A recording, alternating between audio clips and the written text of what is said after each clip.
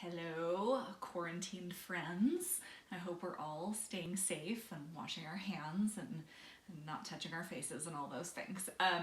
It's really hard not to do that, but it is easy to wash your hands.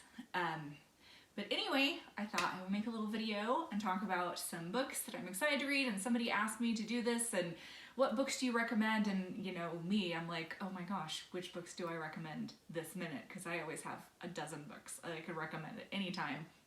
So this morning, I went around my house and I'm like, what books would I be excited to recommend like right this minute? What do I feel like reading right now? So we're gonna talk about some books that I think that you, while you sit in your house not touching your face with your carefully washed hands, would enjoy reading as much as I did. So, first of all, and please enjoy my very wet dog that feels like she has to get up here but will not. Anyway, no, you're fine.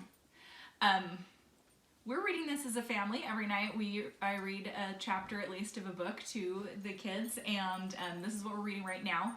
Newbery Honor book, The Inquisitor's Tale by Adam Gitwitz. Really enjoying it. Very unusual story, which reminds me a lot though of this one, which I absolutely love and have recommended before on various things, newsletters and things like that, but would like to recommend again. The Book of Boy is phenomenal.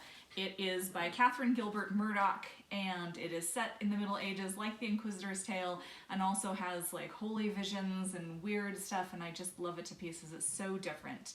I did not see the end of this book coming at all. And also for middle grade, and that's a middle grade book, also for middle grade, Caterpillar Summer. I cannot talk about this book enough. Gillian McDunn, this I believe is her first book. Her second one, it just came out as well, and oh gosh, the title of it just left my head, but anyway, Caterpillar Summer is a wonderful book about a brother and sister over the summer spending time with grandparents they've never met before, and it's just a beautiful book on so many levels, so fun too. Love that one, and also, of course, my boy, Magnus Chase. I love the Rick Riordan books. I love the Rick Riordan Presents, all the things. I'm a huge mythology fan, and of course, you guys know that I love Norse mythology and all things Scandinavian, and so I was so excited when he took on the Norse gods, and I love the character of Magnus Chase, just the main character. He's so great. I feel like Percy Jackson kind of had a lot of stuff happen to him that he just did not know what was going on. Like, stuff would happen to Percy would go, wait, what was that? But Magnus Chase is a lot more street smart, and so I enjoyed watching him really get in there and problem solve with the Norse gods. It was so fun. Love that. The first book is The Sword of Summer, just delightful. I also do deeply love The Sword of Summer. It's a talking sword. It has quite the personality.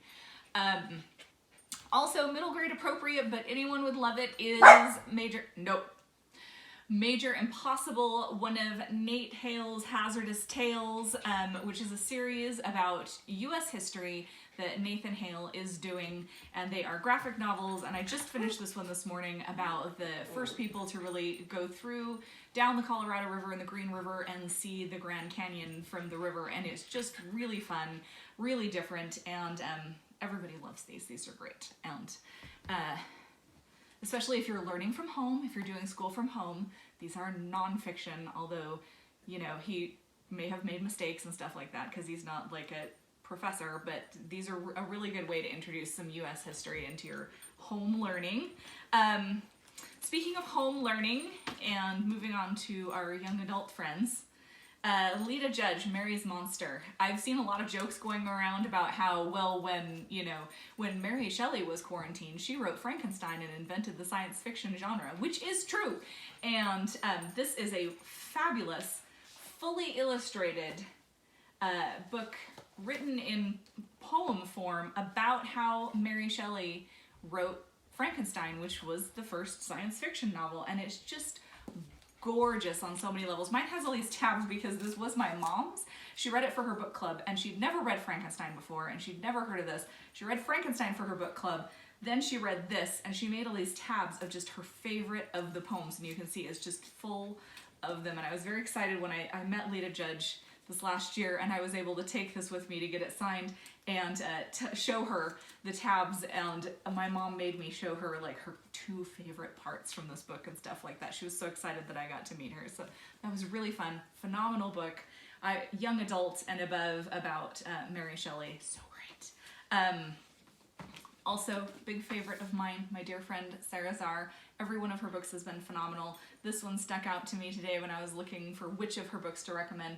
How to Save a Life.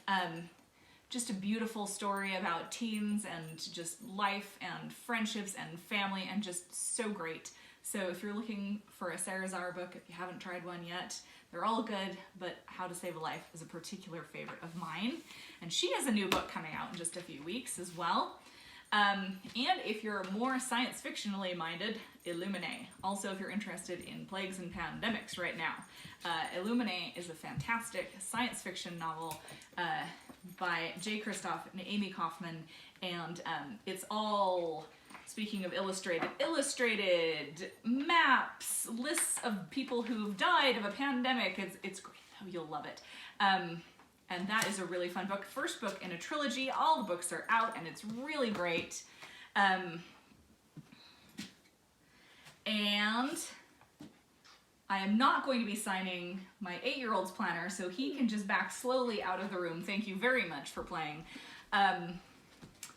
For the adults in the room who are maybe struggling with having their kids at home, we have Shirley Jackson's 2 books about raising her kids, Raising Demons and Life Among the Savages. Hilarious memoirs about the time when her kids were little. Absolutely classics and so fun to read, especially now when a lot of people are discovering how much work their teachers have on their hands.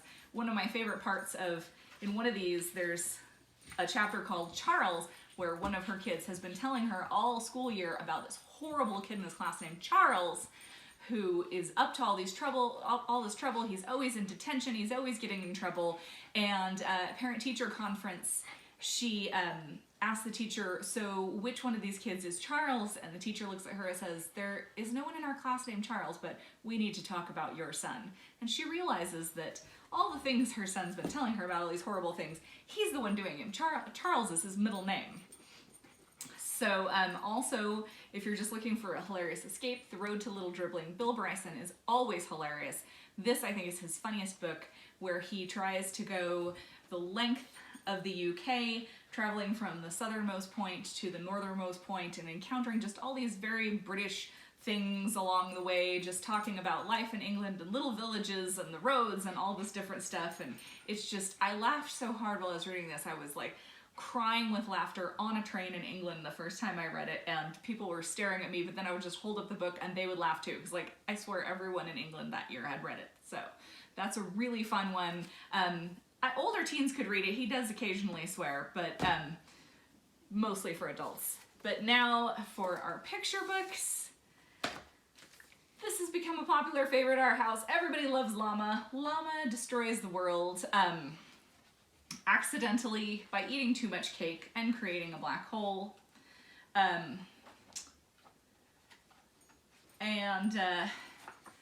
The pictures are simple and a little bit weird, but there's just something so hilarious about the story and the llama, who pretty much only says, "I am llama."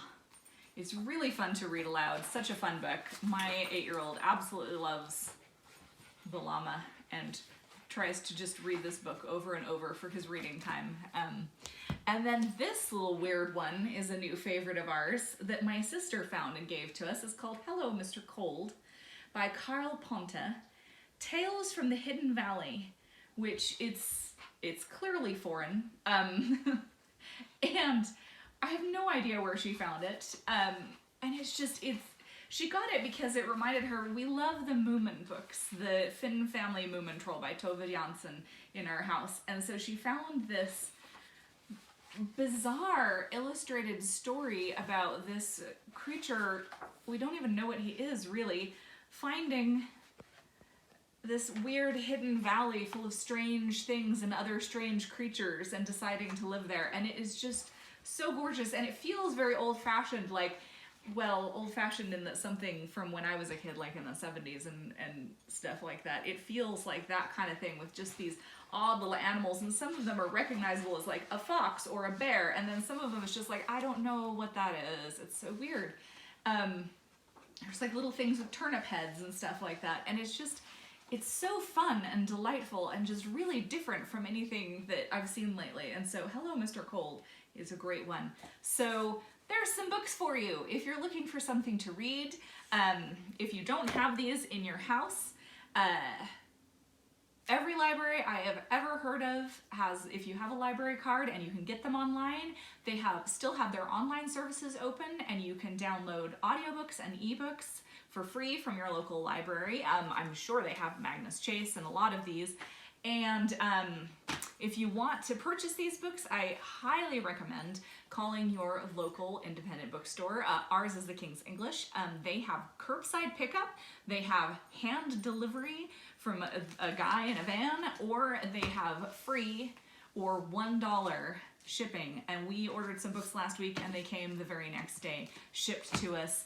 And so support your local bookstores. Everyone I know is pretty much not open for business, but open for shipping, and you can get just about anything there if you're not going to get it from the library. So thanks, kids. Keep your hands washed, stay in your house, and read.